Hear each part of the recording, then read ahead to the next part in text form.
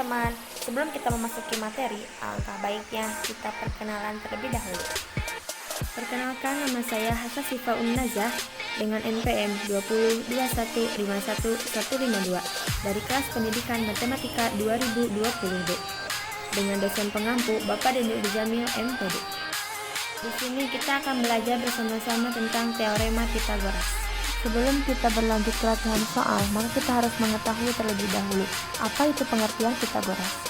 Pythagoras merupakan suatu keterkaitan dalam geometri antara sisi sebuah segitiga siku-siku.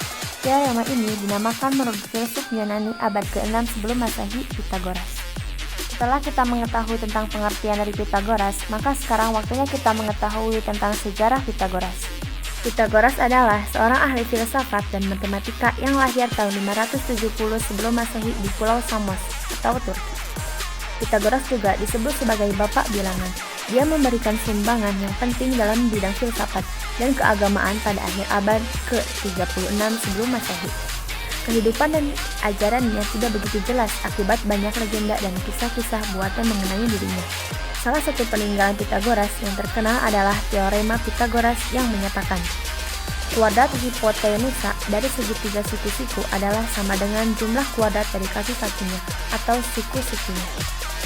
Rumus dari Pythagoras adalah, di sini saya telah menyajikan sebuah bangun datar segitiga dengan titik A, B, dan C, di mana B adalah sisi depan, A sebagai alas, dan C sebagai sisi miring.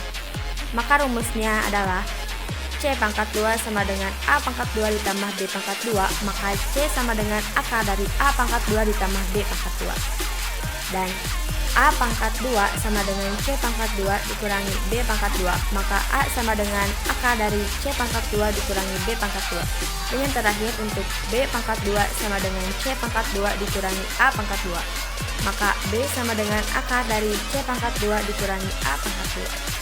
Setelah kita membahas tentang teorema Pythagoras, sejarah Pythagoras, dan rumus Pythagoras, sekarang adalah waktunya untuk membahas soal-soal.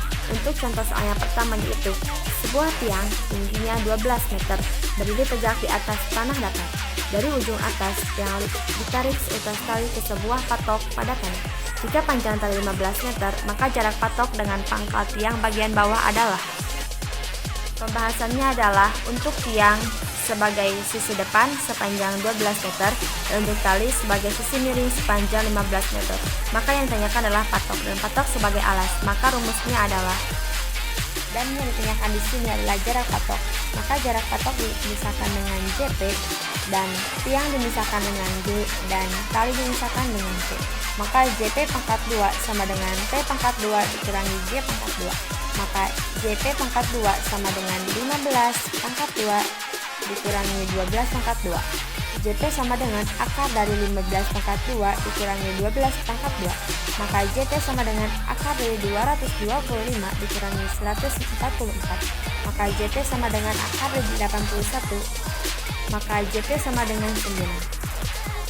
Untuk contoh soal yang kedua adalah sebuah kapal berlayar sejauh 100 km ke arah barat, kemudian berbelok ke arah selatan sejauh 75 km. Jarak terpendek kapal tersebut dari titik keberangkatan adalah.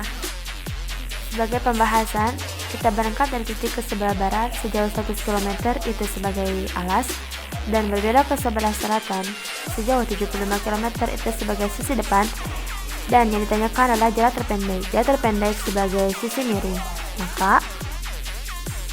Maka jarak terpendek adalah JP sama dengan akar dari 100 pangkat 2 ditambah 75 pangkat 2.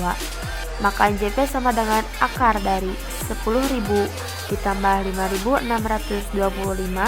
Maka JP sama dengan akar dari 15.625. Maka JP sama dengan 125 km. Jadi jarak terpendek kapal adalah 125 km. Sampai sini materi yang dapat saya sampaikan. Terima kasih teman-teman atas segala perhatiannya. Wabillahi taufiq wal hidayah. Wassalamualaikum warahmatullahi wabarakatuh.